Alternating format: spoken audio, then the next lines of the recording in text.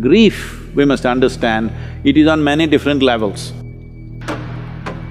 Somebody close to them died somewhere, they will feel this because within the body there is a certain process. Because what you call as a parent is the basis of this body. There is a very deep memory connection between the two.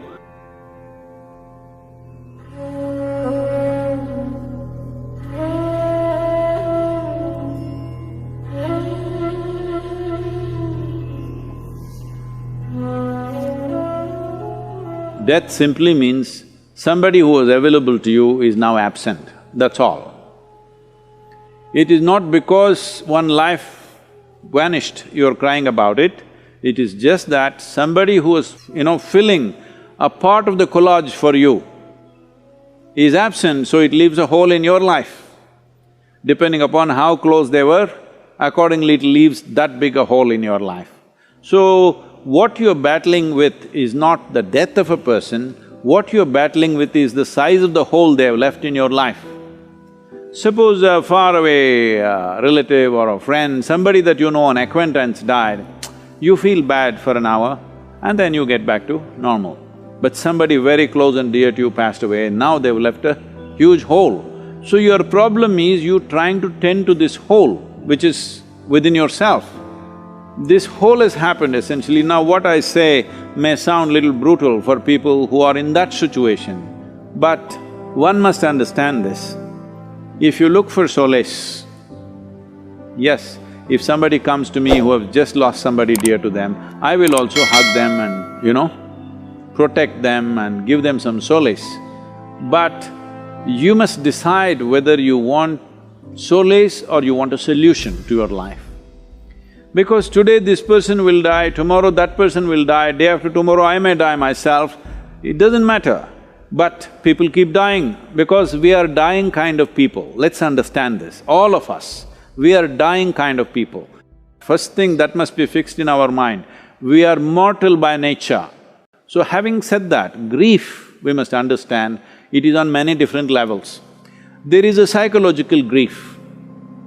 In thought and emotion you suffer the loss of the person.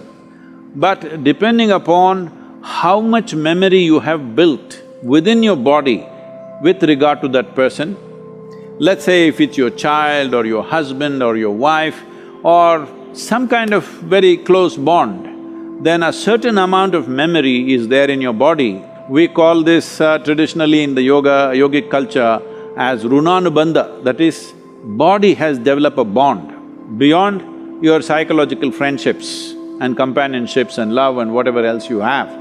Body itself has done this. A whole lot of people feel this. Somebody close to them died somewhere, they have not received any information. Suddenly they feel their energies are gone and they're like… they don't know what's happened, but suddenly they're almost sick, they're feeling like that, completely drained out. Then after a few hours or few days, information comes that this person is dead. But well before the information came, they will feel this because within the body there is a certain process that the memory starts undoing itself and you feel like you're dumped.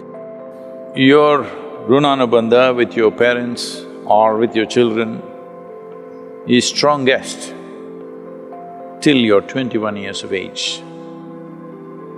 Once you cross 21 years of age, it is called as the first quarter. In the yogic way of looking at it, 84 is the cycle of life. The first quarter is 21. Up to 21, if you lose a parent or if you lose a child below 21 years of age, the pain will not just be emotional, it'll be physical. It will manifest in the body because there is a strong runanubandha.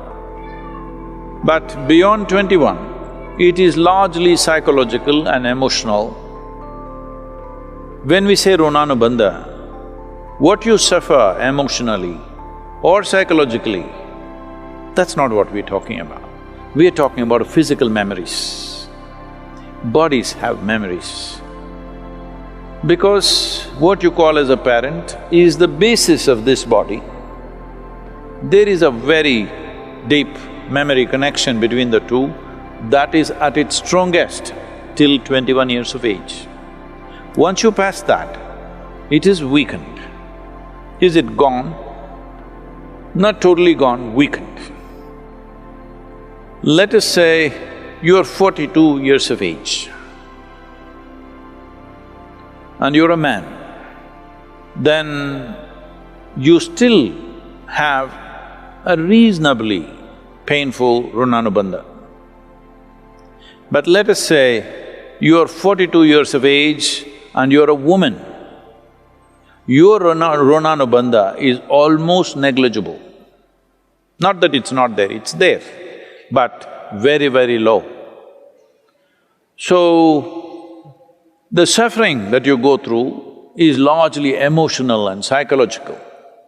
If you're psychologically very stable, emotionally balanced, you will see you will handle it quite effortlessly because there is no physical turmoil going on in the system.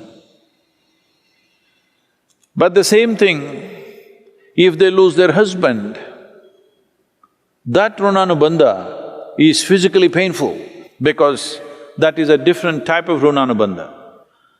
A child below 7.5 years of age doesn't have much Runanubandha.